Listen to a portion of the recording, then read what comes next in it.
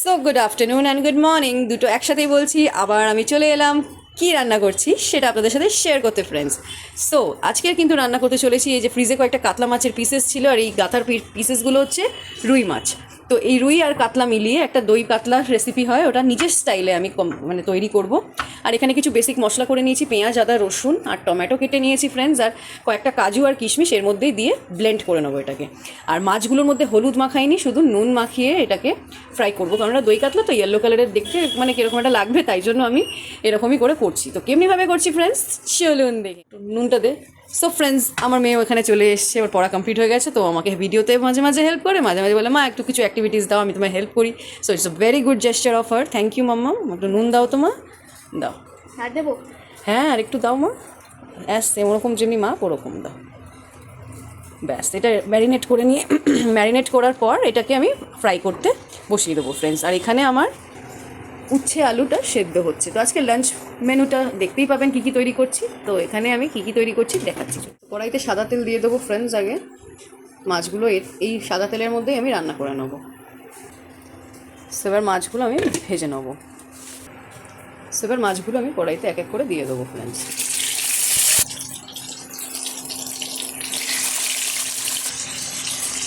যেহেতু দই পোনা হবে ফ্রেন্ডস, তাই হলুদ দিইনি আমি। তো এরকম করে করে মাছগুলো ভেজে নেবো ফ্রেন্ডস।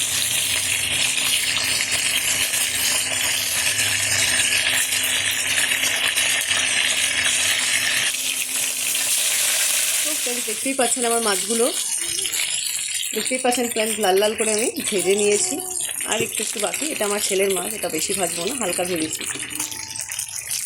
তো এবার রান্নাটা সো ফ্রেন্ডস এখানে মাছ ভেজে আমি তুলে নিয়েছি। এবার আমি এই একই তেলে রান্নাটা করে নিচ্ছি। সো ফ্রেন্ডস মশলাটা আমি এবার বেটে নেবো। সো এই যে মশলাটা বেটে নিয়েছি ফ্রেন্ডস। সো ফ্রেন্ডস এখানে আমার ওই সেম তেলে কড়াটা গরম হয়ে গেছে। এবার আমি এই ফোড়নগুলো দিয়ে দেবো। দারচিনি, এলাচ, শুকনো লঙ্কা দুটো গোটা আর লবঙ্গ, এই কটা দিয়ে দিচ্ছি। সো ফোড়নটা একটু ভাজা ভাজা হয়ে গেলে ফ্রেন্ডস এবার আমার যে মশলাটা করা আছে ওটা দিয়ে দেবো। সো ফ্রেন্ডস এবার মশলাটা দিয়ে দিচ্ছি। সো ফ্রেন্ডস এই যে দেখতেই পাচ্ছেন, এটা দিয়ে এবার একটু নাড়াচাড়া করে নিয়ে তারপর একটুখানি ভাজা ভাজা হয়ে এলে আমি মশলাগুলো দিয়ে দেবো। তার মধ্যে আমার দেখছেন ভাজা ভাজা হয়ে গেছে। এবার মশলার মধ্যে আমি একটু ধনের গুঁড়োটা দেবো, আর ইউজ করব হচ্ছে অল্প সামান্য পরিমাণে একটু অল্প আছেই জিরের গুঁড়ো। ব্যাস, আর কোনো মশলার মধ্যে আমি দেবো না। লাস্টে গরম মশলা আর একটুখানি ঘি দেবো। সো ফ্রেন্ডস এটাকে নাড়াচাড়া করে নিয়ে ভালো করে তারপর যখন অয়েলটা সেপারেট হতে থাকবে তখন টক দইটা দেবো। সো এবার এটা দেওয়ার টাইম চলে এসছে। সো ফ্রেন্ডস এবার গ্যাসটা আমাকে অফ করতে হবে, তারপর এইটা দিতে হবে দইটা, কারণ নাহলে আমাদের দইটা কি বলে ফেটে ফেটে যায়। আমার কোনো সময় হয় না, শুধু একটাই রেসিপি করলে হয়, সেটা হচ্ছে ঢ্যাঁড়সের রেসিপি। একটা ঢ্যাঁড়সের টক বলে ফ্রেন্ডস আমি একটা রেসিপি শেয়ার করেছিলাম, 1 বছর আগে করেছিলাম। ওটা ভিডিওতে স্ক্রোল করতে করতে থাকলে আপনারা পেয়ে যাবেন, কিন্তু খেতে ওটা দুর্দান্ত হয়। আবার কোনো একদিন শেয়ার করে দেবো। তো এবার টক দইটা একটু হিটটা কমলে আমি টক দইটা অ্যাড করবো এবার ফ্রেন্ডস। সো ফ্রেন্ডস এবার আমার হিটটা একটুখানি নেমেছে, তো এবার আমি টক দইটা অ্যাড করছি এর মধ্যে। বেশ খানিকটা পরিমাণে টক দই দেবো ফ্রেন্ডস, আর তার সাথে কিন্তু একটু চিনিও অ্যাড করব, কারণ টক দইটা পুরো টক হয়ে যাবে ফ্লেভারটা, তো একটু চিনি দিলে কি ব্যালেন্স হয়ে যাবে।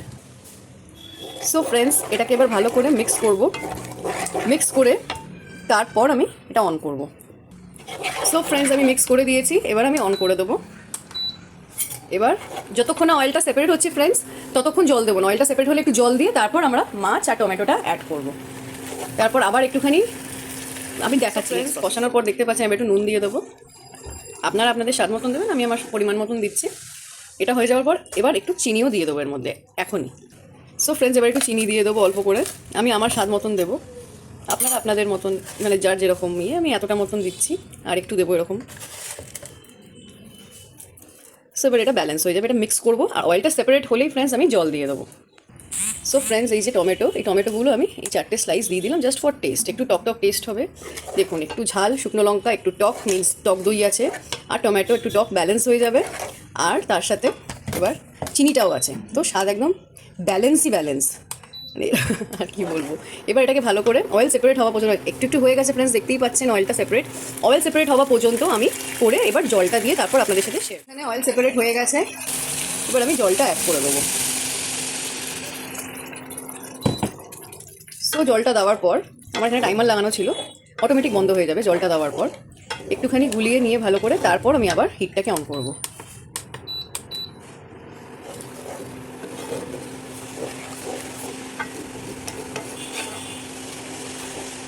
এবার এইটাকে একটুখানি বয়েল হতে দেবো, এটা ঢাকা দিয়ে দিলাম। তো ঢাকা খুলে মাছগুলো অ্যাড করে দেবো।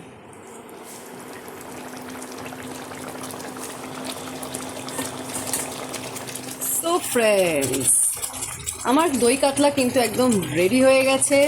তো এবার তাড়াতাড়ি তাড়াতাড়ি সবাইকে খেতে দিয়ে দেবো। হ্যাঁ মা খাবে তো।